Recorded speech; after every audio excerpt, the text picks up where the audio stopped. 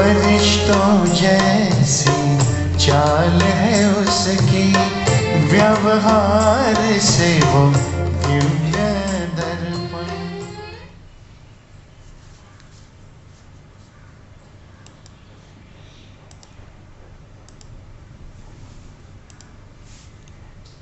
Om Shanti.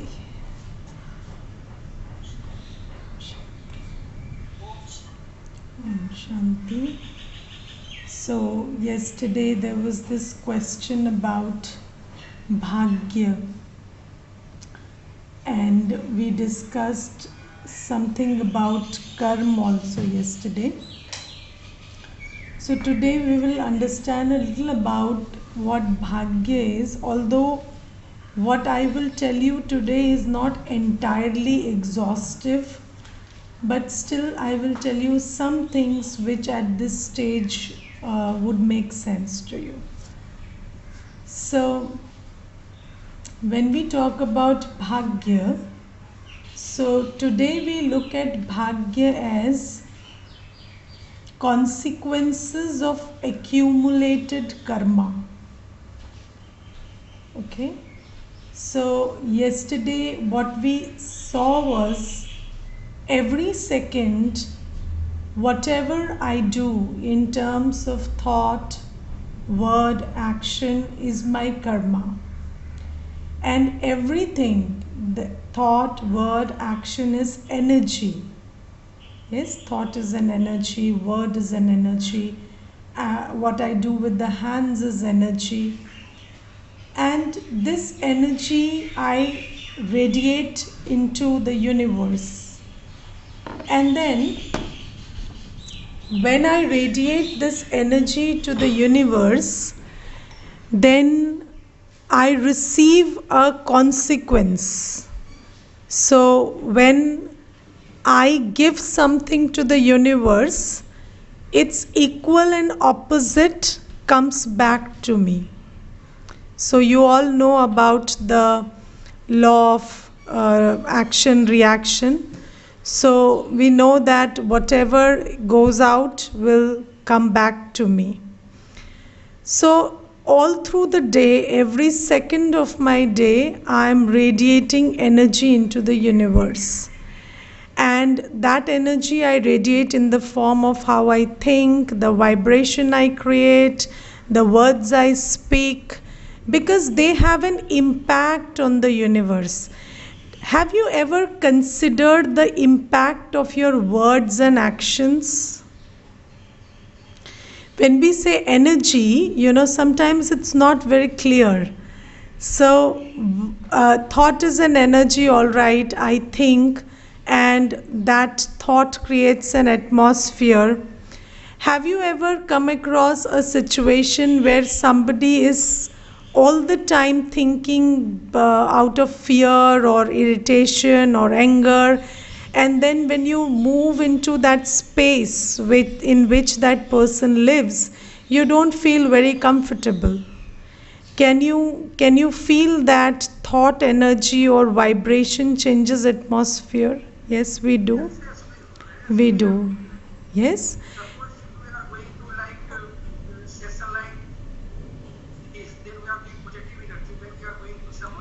Yes, yes. So this is precisely thought energy, yes. And also the Hanji. So also the energy of words. You see, have you ever considered the impact of your words on the other person? Yes. Yes. And consequently, if these kinds of words have an effect, then obviously the opposite kind of words also have an effect. Yes, when we say something to someone which is not of an encouraging or uplifting nature, and we put somebody down or we point out their shortcomings with an energy of criticism, because it's not recommended that we never communicate to the other person about their shortcomings, but what is the energy behind it? More often than not, when I am communicating somebody about their defects or about what they need to improve, it is not with an energy of upliftment but with an energy of criticism. And do you understand what the effect of your words are on that person? Mostly, I don't know whether we take very much cognizance of what our words have an effect on the other person. For example, I once came across this very beautiful illustration of the effect of our words on other people. Somebody told me that it is like I give you this piece of paper and then I will tell you to tear it down to pieces and then blow it in the wind, and when those pieces get scattered, I ask you to bring them together and then stitch them into a paper and make it the paper again. So how difficult that is. So this is the exactly how our words, which are coming from an energy of criticism or anger or rejection or putting somebody down, these kinds of words have this kind of effect on the mind of the other person. So if we understand, when we say thought is energy, word is energy, karma is energy, we don't really get what we are talking about. But what I mean when I say that thought is energy, word is energy, karma is energy, is anybody coming in contact with that creation of mine gets affected. And then they have a response to it. They think a certain way, feel a certain way. Have you come across a situation when people say they talk to their plants lovingly and this helps the growth of their plants? Yes. So not just humans but plants, animals. When you talk lovingly to the cat or the dog in your house, they also respond. So this is what we mean when we say words are energy, because they influence the other person, they influence the state of the other person, they influence the feelings of the other person. And karma is also energy.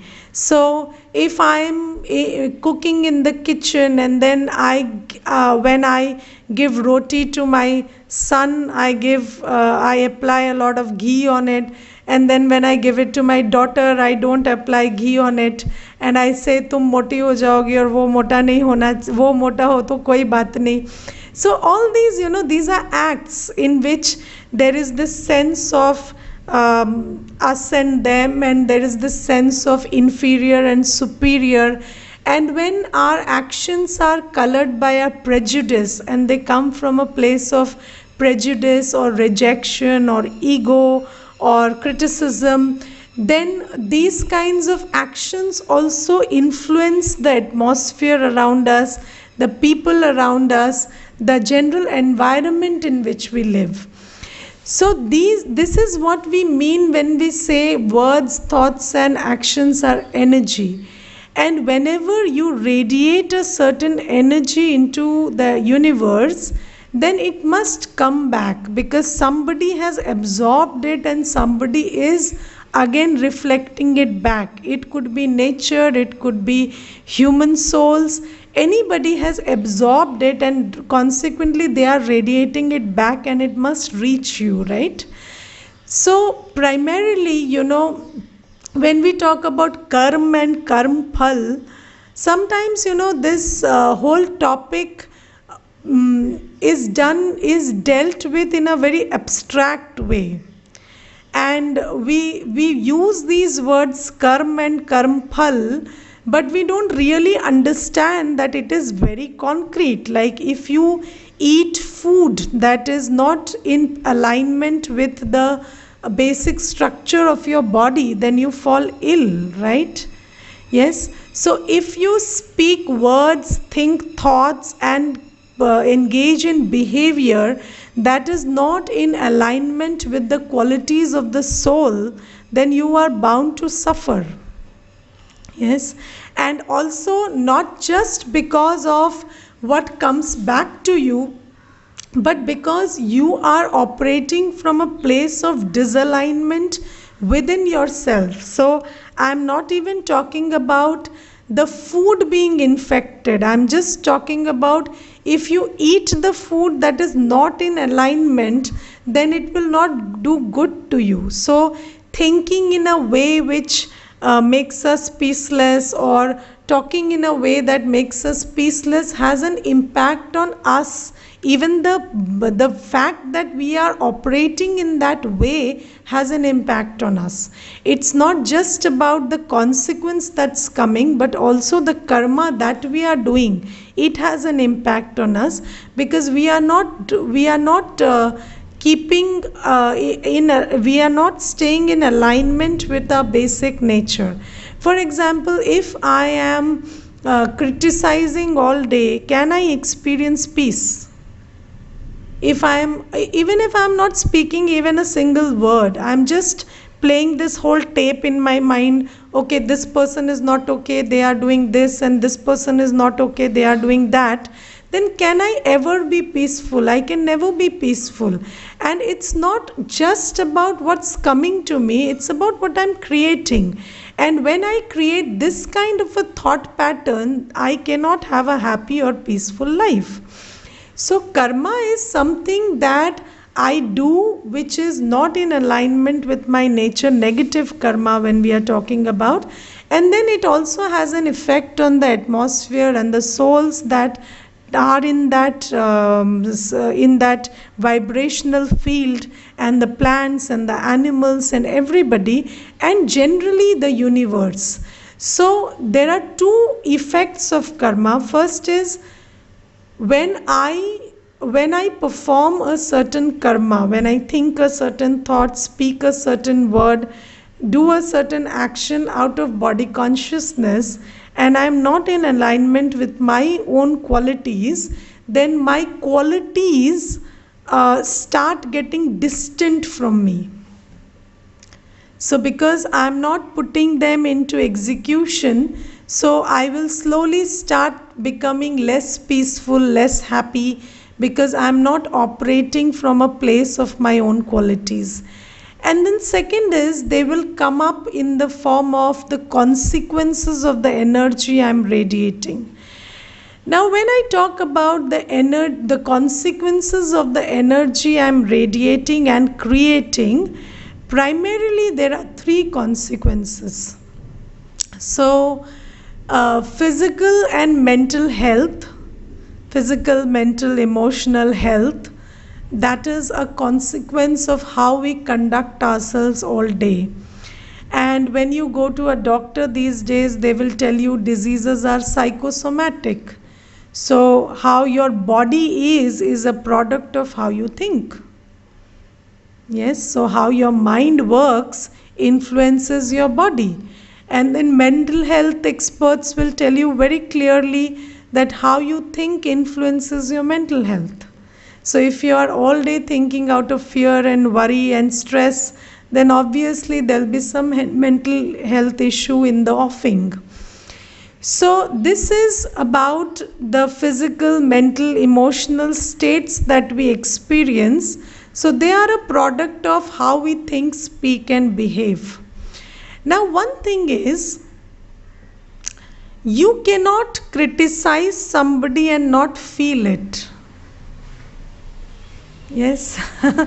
So even if that is why there is this big process of self-justification after you've done something, because your conscience bites you. So conscience is that part of our buddhi which knows the difference between true, false, right, wrong, good, bad.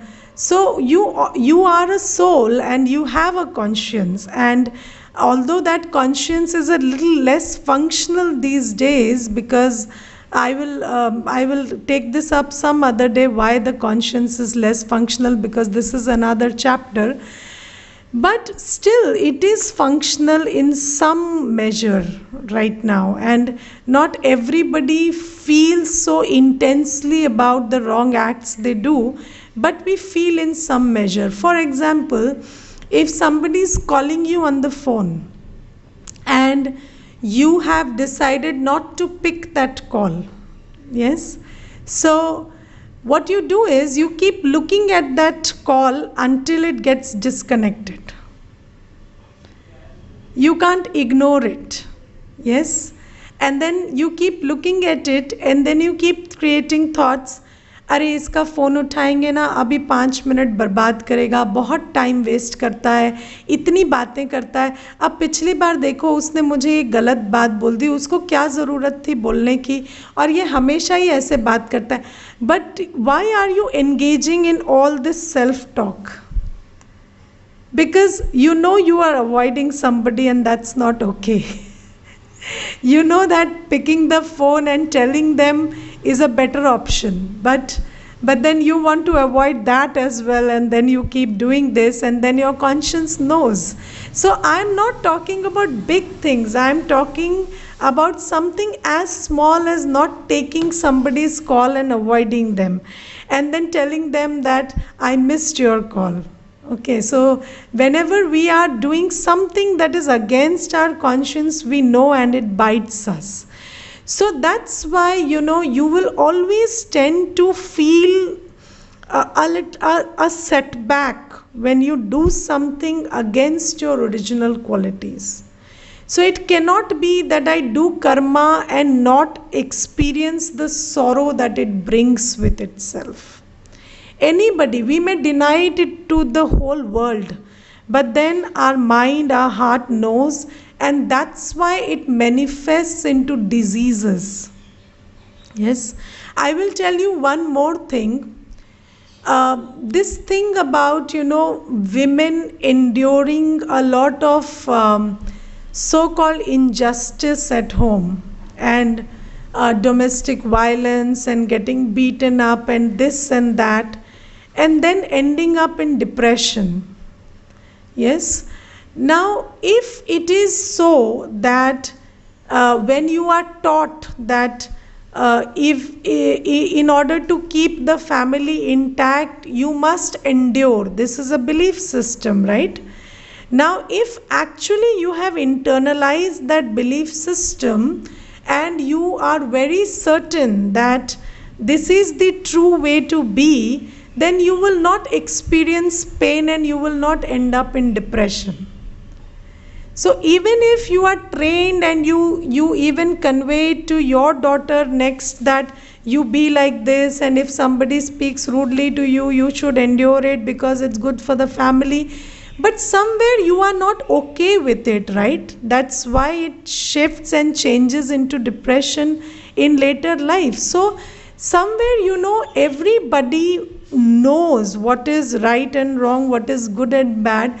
But this social conditioning, or what we are taught in the society, or sometimes the lack of power to do what is the right thing to do, we don't do it. And then we end up being troubled by our own actions. I will give you a very simple example.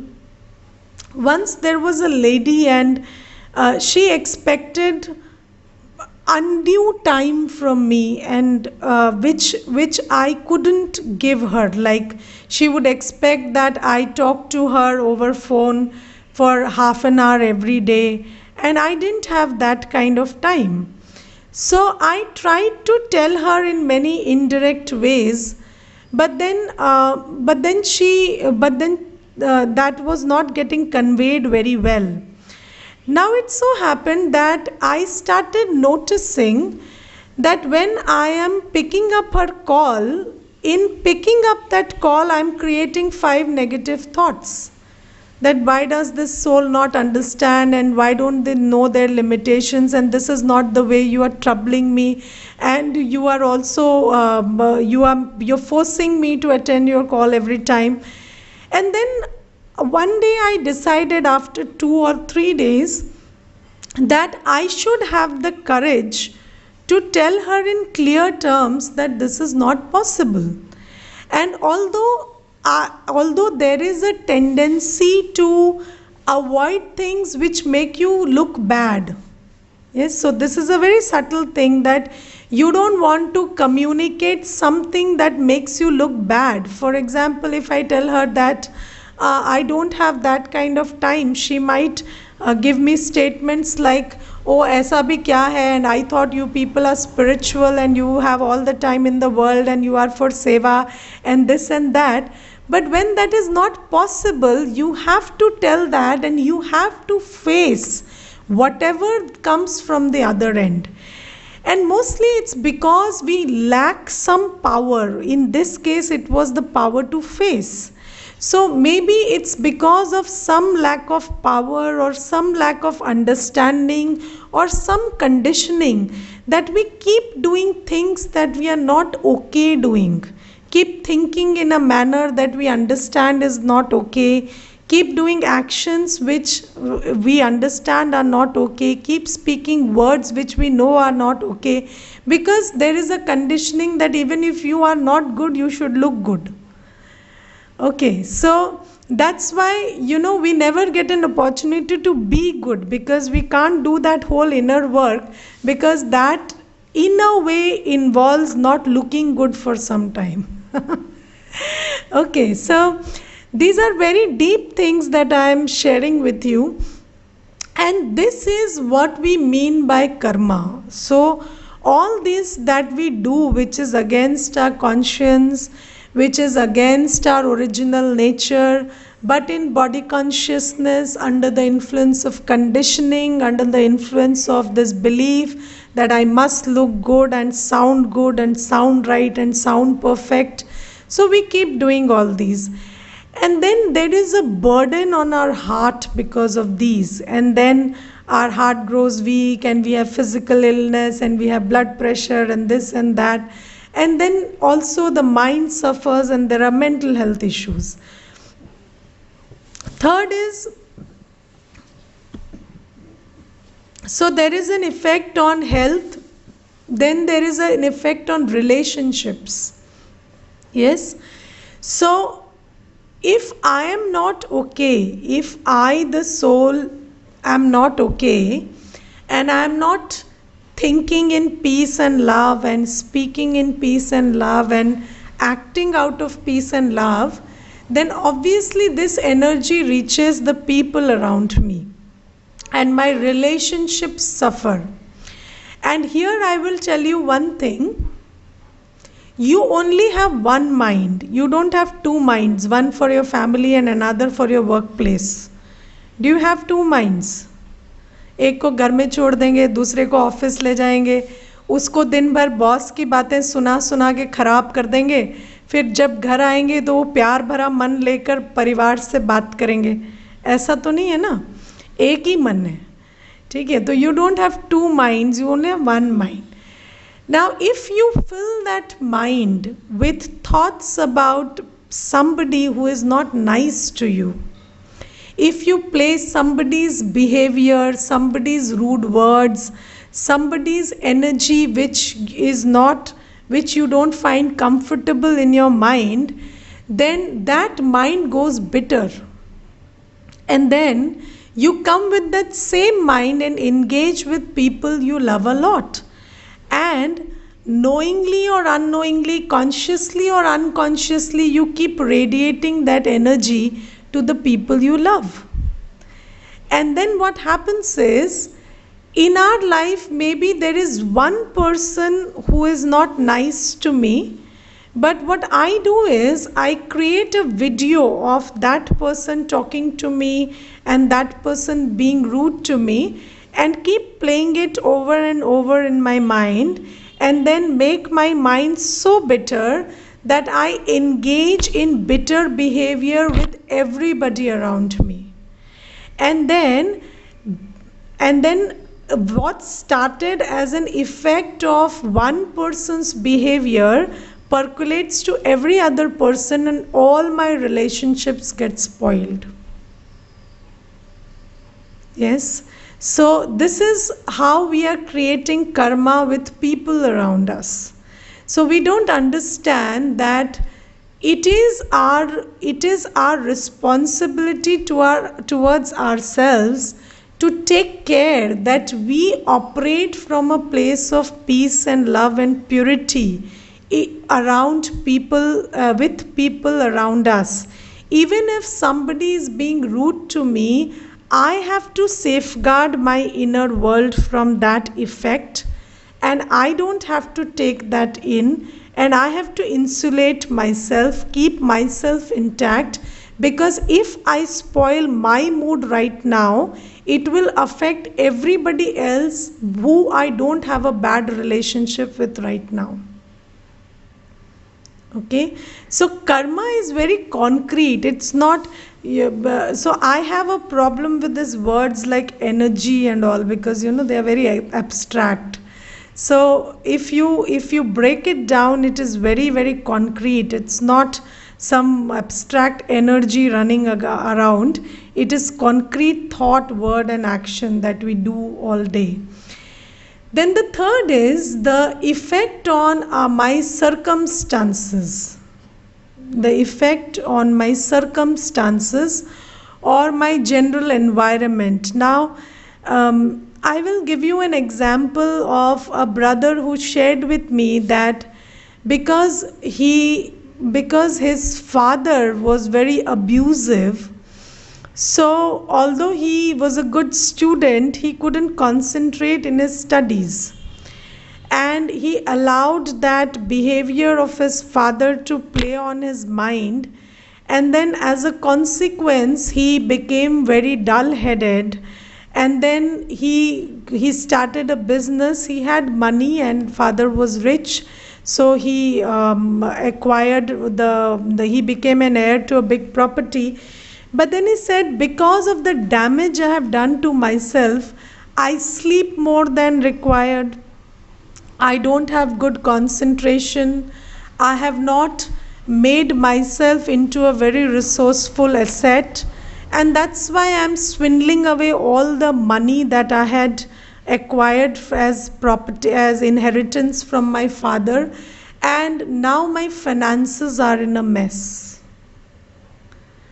Yes, so this is also karma. If you don't handle your mind well, then you will not be able to handle your circumstances well. And when you don't handle your circumstances well, that is, you don't take the opportunity that life presents you, you are not awake and aware when good things are happening, then slowly, gradually, you will miss out on many opportunities. And this will also become a very big problem for you. Yes, so this is also karma. We can't say that this is not karma. Okay, so these are the primary three effects. I told you only about financial circumstances, but there are many other circumstances like environmental circumstances, or if you waste water, if you waste resources, then less and less will be available to you on an individual level and on the level of humanity.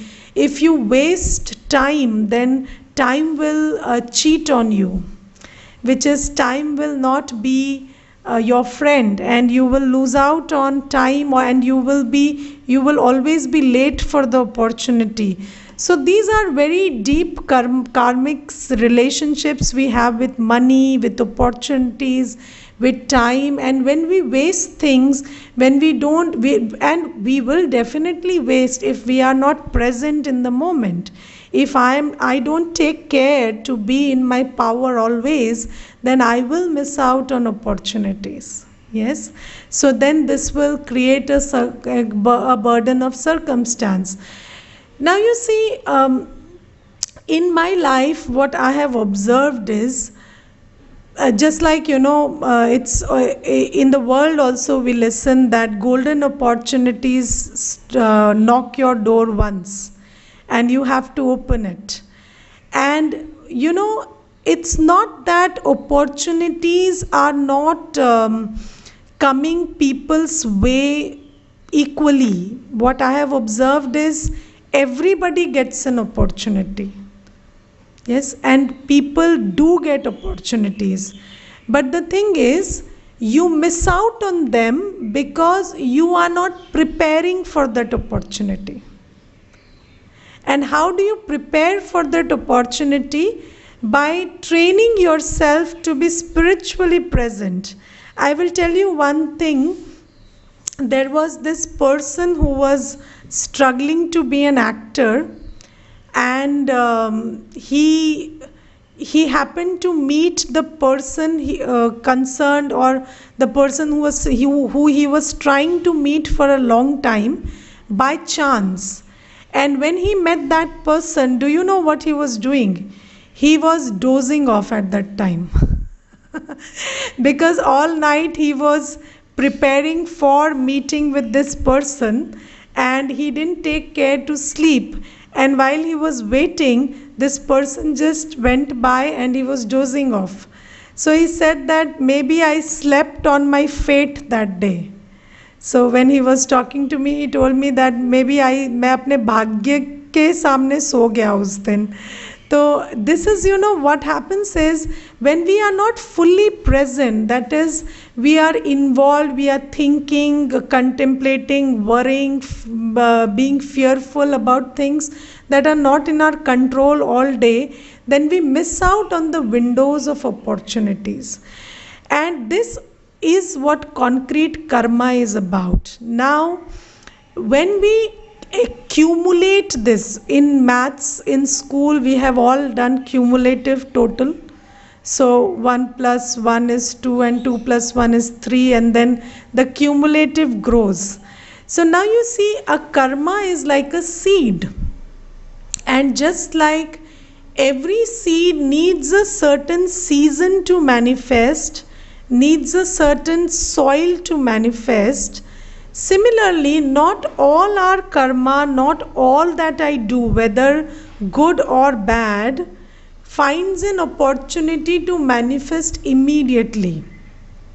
Yes, because even for physical, mental health, or situations or relationships, the effects on these things to manifest requires certain ambience. So what happens is, until they manifest, they keep accumulating. And that is why, although we are thinking body consciously 24/7, it's not like we receive a result every now and then. So they keep accumulating, and then when they manifest themselves, we ask, आज तो कुछ नहीं किया, आज ऐसा क्यों हुआ? है ना? Like a very simple example is, you keep torturing your child for 20 years of his life, and then when he becomes 20, he starts shouting at you. And then you say, I didn't say anything to this fellow, and today he woke up and he's shouting. But why he is shouting is because you have not taken care to observe how he is feeling for the last 20 years. Okay, so sometimes, because he can't shout when he is 4 or 5 or 15, so he shouts only when he is 20. But then it's not out of the blue. कल तक तो ठीक था, आज पता नहीं क्या हो गया, ये दोस्तों के साथ खराब हो गया. दोस्तों के साथ खराब नहीं हुआ है, बहुत धीरे धीरे खराब हुआ है. Okay, so I will tell you, one brother used to come to me, and he said, and interestingly, he and his friend both were sitting across me, and then he said कि मेरी wife बहुत पूजा पाठ करती है, और मेरा एक बेटा है, और मैंने उस बेटे को कहा ये सब ढकोसला है, तुम इन चीज़ों में नहीं जाना. तो मैं उसको कहता हूँ कि तू इन चीज़ों में मत पड़ा कर, और तेरी माँ तो पागल है. तो देन आई सेड ओके, ये तो ठीक है कि आपने उसको ये बता दिया कि ये ढकोसला है, पर फिर वो जो जिन भी इमोशनल अप एंड डाउन से गुज़रता है, या जब उसको कंफर्ट और हेल्प चाहिए, तो वो उससे क्या करे? क्योंकि भक्ति is also done for just like, you know, a feel good factor or something, like to engage your mind in a positive way. So then I told him, उसको फिर उसका क्या सोल्यूशन बताया है? तो ही सेड उसका तो कुछ मैंने बताया नहीं. तो आई सेड नहीं, बोल के नहीं बताया होगा, पर कर्मों से तो कुछ बताया होगा ना. जब आप अपसेट होते हैं, आप स्ट्रेस्ड होते हैं, आप क्या करते हैं? तो ही सेड मैं तो कुछ नहीं करता. Then his friend was sitting beside him. He said he drinks day in and day out. ये तो शराब पीता है. तो देन आई सेड, तो इसका मतलब आपने उसको इनडायरेक्टली या डायरेक्टली यही बताया ना, बेटा ये मत करना जो मम्मी कहती है, ये करना जो मैं करता हूँ. उसको बोला नहीं पर बताया तो यही ना. तो then he got very scared that day and he went home and he said, he called his son and he said, देखो बेटा, तुम्हें जो करना है तुम करना, तुम्हें भक्ति करनी है तुम भक्ति करो, तुम्हें पूजा पाठ करना है तुम पूजा पाठ करो, मैं तुम्हें नहीं रोक रहा हूँ. And then next day he came to me and said, sister मैं तो कल बहुत डर गया कि मेरा बेटा भी कल शराब पिएगा, और मैंने तो उसको कह दिया बेटा तुझे जो करना है तो करना, मेरी इसमें जिम्मेवारी नहीं है. Then I told him, कह तो दिया, but the thing is, he has already learned what he needed to learn from you. So this is the thing, you know, we sometimes feel that things happen all of a sudden, but they are not happening all of a sudden. We will say, ये अभी तक तो ठीक था, ये आज बिगड़ गया, ये संगत में बिगड़ गया, ये ऐसे बिगड़ गया. ये ऐसे ही नहीं बिगड़ा, उसको बहुत मेहनत से बिगाड़ा है ना. So these are the consequences, and these consequences don't manifest themselves overnight. They manifest over a long period of time. And because they manifest over a long period of time, some manifest instantly. Like you eat something wrong, you have an acidity. ठीक है, तो वो instant Karma हो गया. But then you are neglecting proper diet for a long time, and then it gives rise to some complicated problem in the body. That is a long term manifestation. So karma manifests itself in three ways: immediate, short term and long term. Okay, so manifestations are three divided over time, and some are immediate, some are short term and some are long term. But what we need to understand is there is no smoke without fire. So if anything is happening in the body or the mind or in relationships or in finances or in circumstances, then it is a product of karma. And I am not even talking about the karma of past births, because you know sometimes people talk a lot about the karma of past births, and somewhere the importance of the karma that I am doing today gets diluted. Okay, so very, very rare things are happening because of what we did in the past. Of course, it's all a cumulative total, but the thing is, we are not doing very good karma at the present also. So let me pay attention to the present more than the past. And if we check, we will find that most of our problems can be corrected if we change the way we think, speak and act in the present. Yes. And when we want to change our bhagya, so what we mean by bhagya is the accumulated force of all that we have done until now by way of thought, word and action. Okay. So when that manifests itself, then we say it's a bhagya, because right now you can't see how it came, but when it's coming, obviously it has its root in your own doing.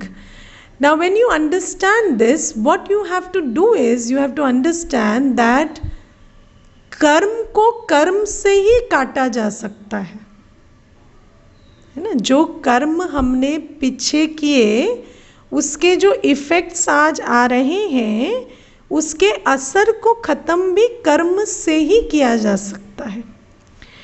Now, when you are trying to do this, then the corollary is very evident. What you have to do is, You have to think, speak, and act in a way which is in alignment with your conscience and your original nature. Right? But now there is a challenge. What is the challenge?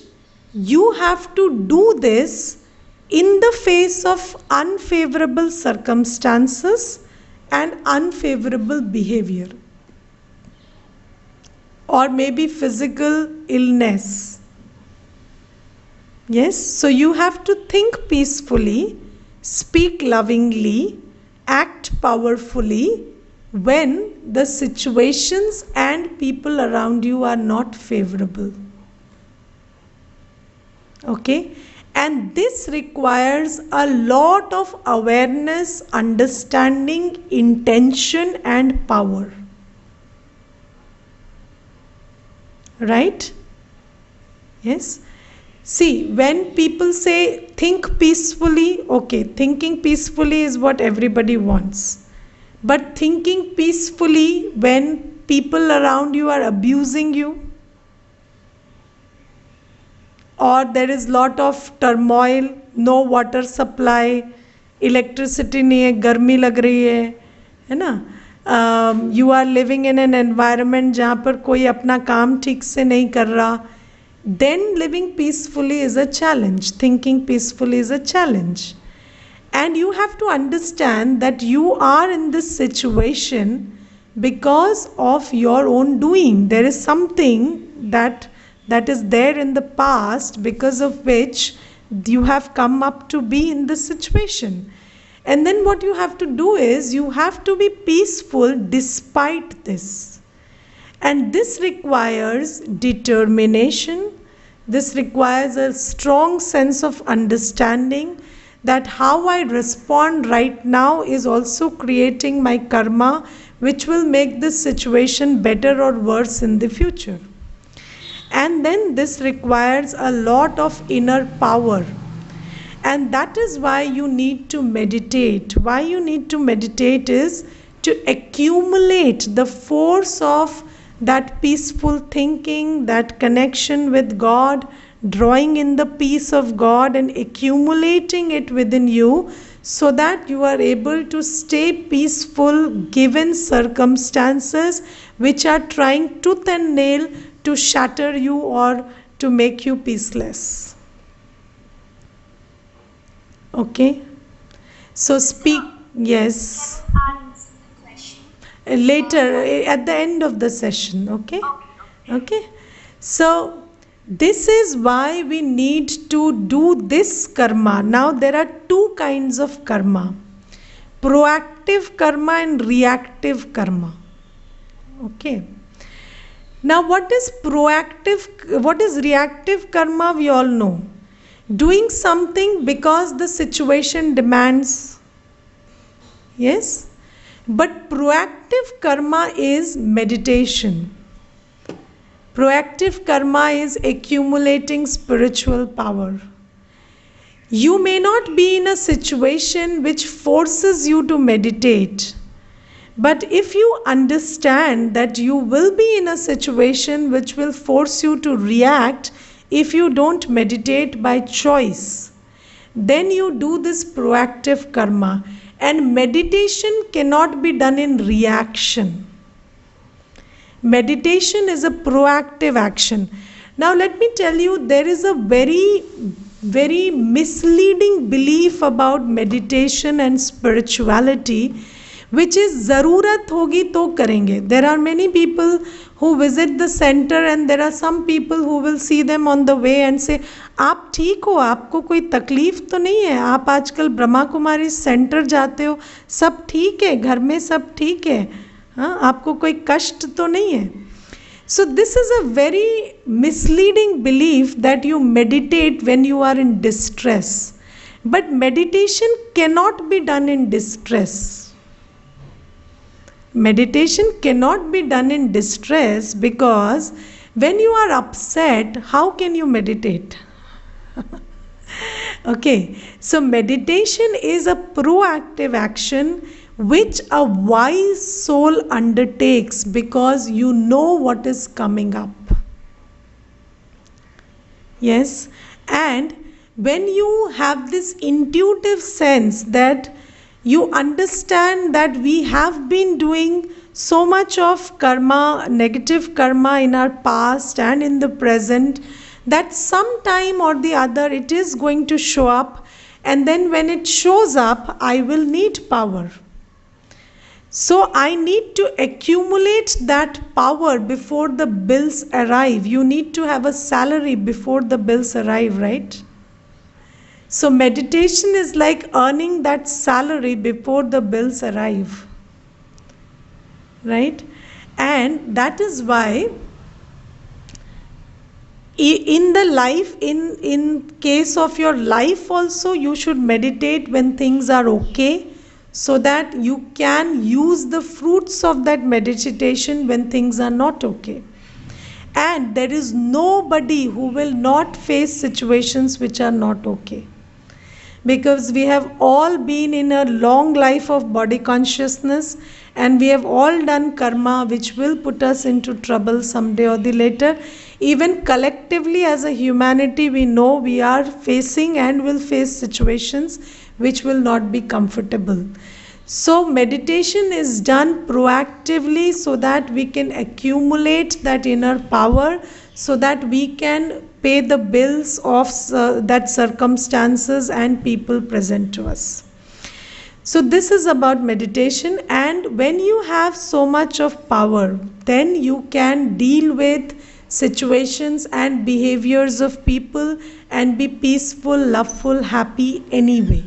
And when you are able to stay peaceful, loveful, happy anyway, then what happens is you stay stable when the karma is when the effect is happening, and you don't lose your inner power. And then every situation comes up for a little time, it stays, lingers on, and then you just stay calm and peaceful until that happens, and then it goes away. But if you add to it, if you start reacting, then you are adding to it, and it will become worse and worse. Okay? Or you will create effects that will last even after that. In this context, I will talk about this present situation also. Whatever situation we are in today, this lockdown and all this situation that we are facing is obviously of our creation. It's how we have dealt with nature which is causing all this. Now, when this is happening, if we don't understand and internally recognize that all I need to do is stay peaceful, happy, calm, do as much as I can, but maintain my mental stability and peace in these circumstances, then I will keep reacting if I don't understand this. And if I keep reacting, then once the lockdown is over, I will have the after effects of what I create during this lockdown, which is negative thinking and the resultant mental sickness or depression or whatever that I create, or laziness or impatience or anger or irritation, that will become a sanskar, and that will be more difficult to deal with than the lockdown. So what we have to understand is, when there is a situation, the situation is because of what we did in the past. So what we have to do is, now we have to have internal power, stay peaceful, loveful, happy despite the situation. Let the situation persist as long as it wants to, and then it will go away.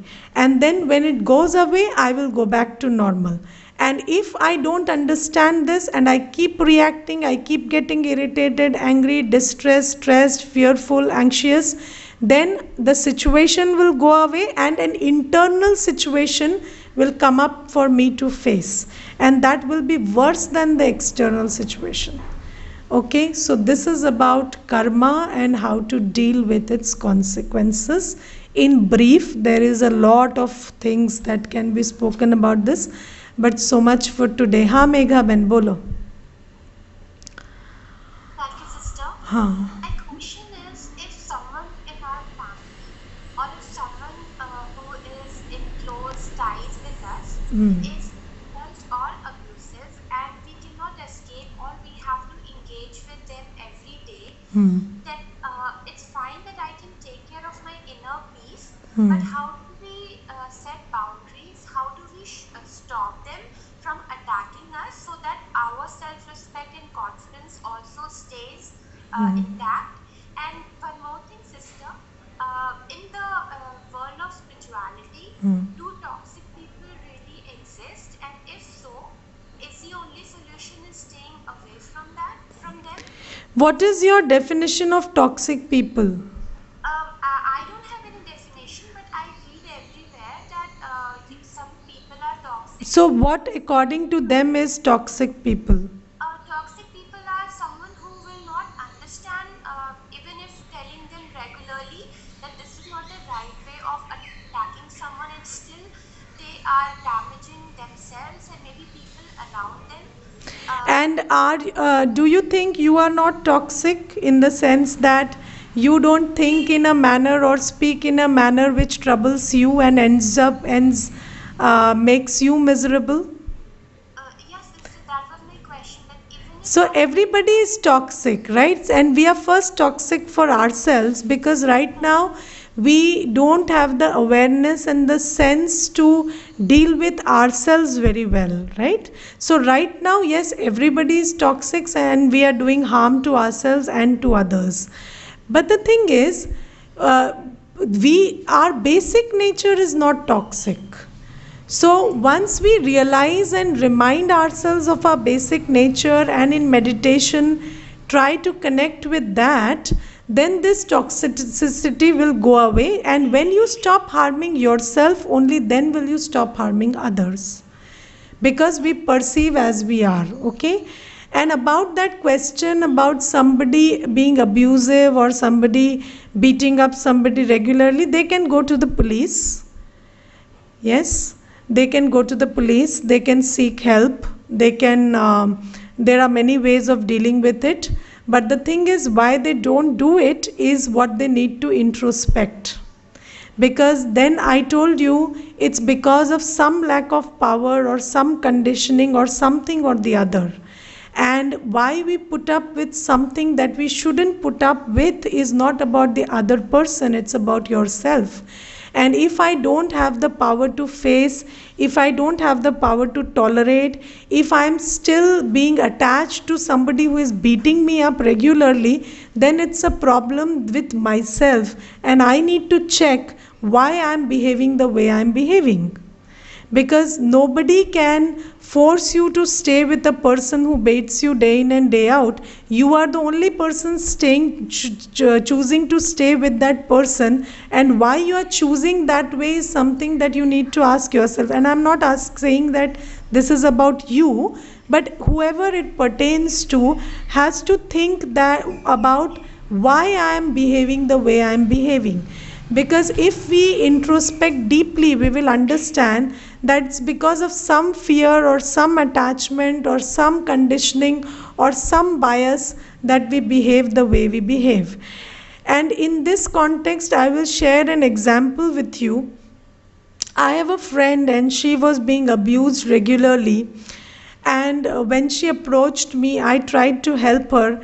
And she was in a good job and she earned a regular income. So she was not in any financial obligation or anything.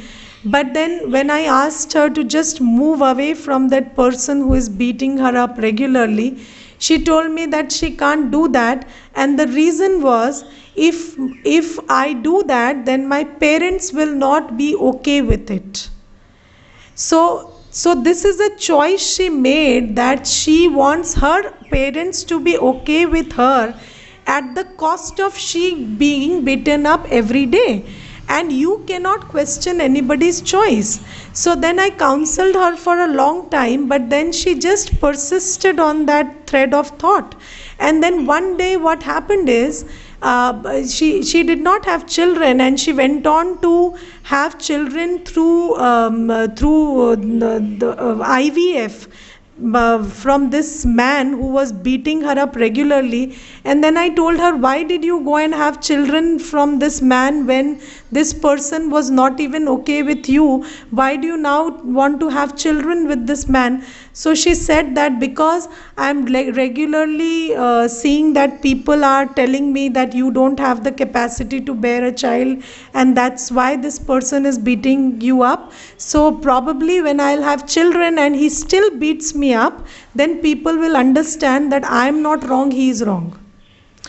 So you see, what mattered to her is not that she's beaten up. What mattered is people should know that she is not wrong, the husband is wrong.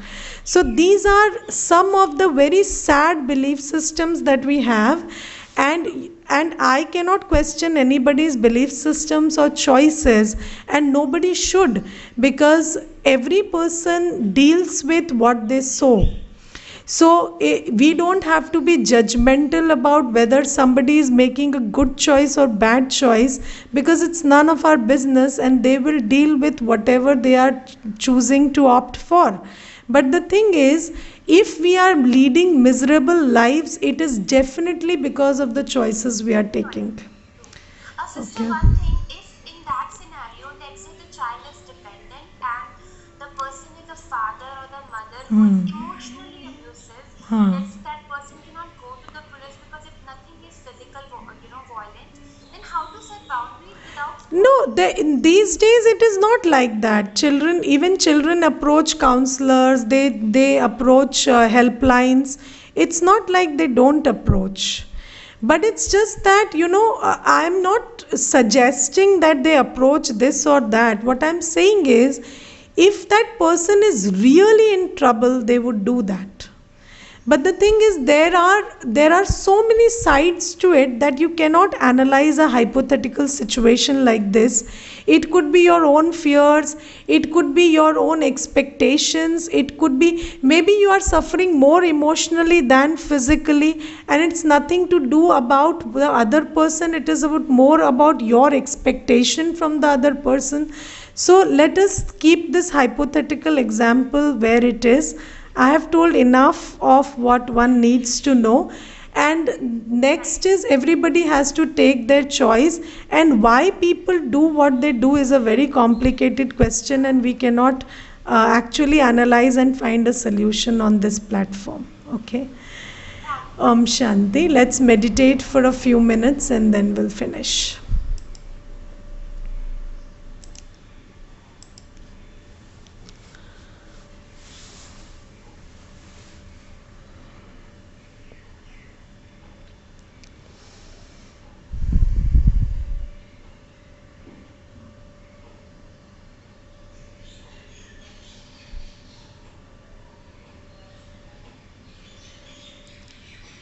Let me see myself as the tiny point of light shining in the center of the forehead.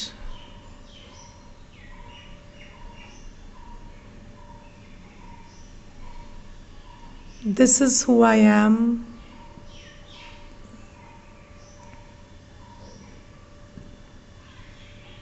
I am the one creating my thoughts.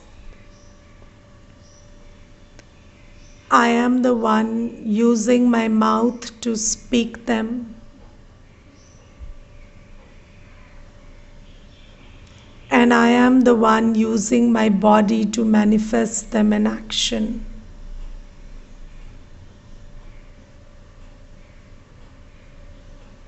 I, the soul,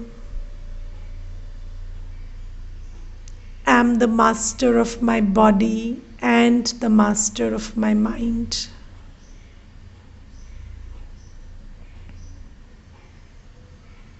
This is my mind, and it must obey me.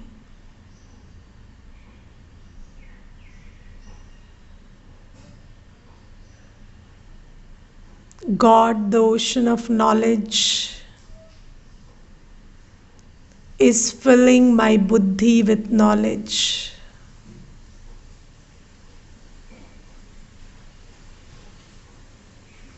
I'm fully aware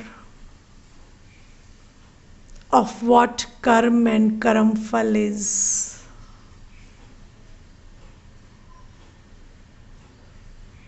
I know that I and I alone will reap the fruits of the seeds of action I sow.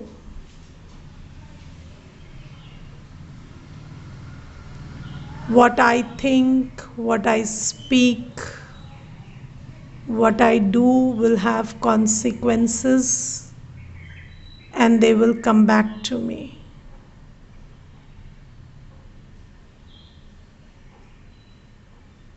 With this awareness, I always think peacefully, come what may. Speak lovingly, come what may.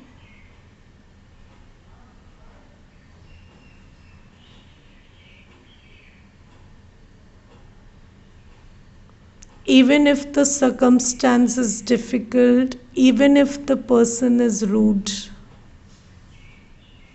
I think peacefully, I speak lovingly, because I bear the fruit of what I sow.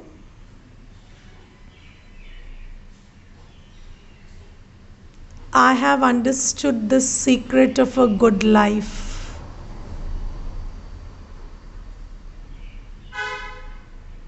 My life doesn't depend on what others do to me. It depends on how I respond to what they do to me. And my response is completely in my control.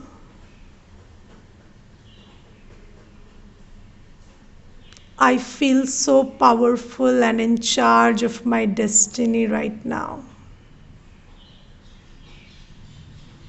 Nobody and nothing can take away this power of my destiny from me.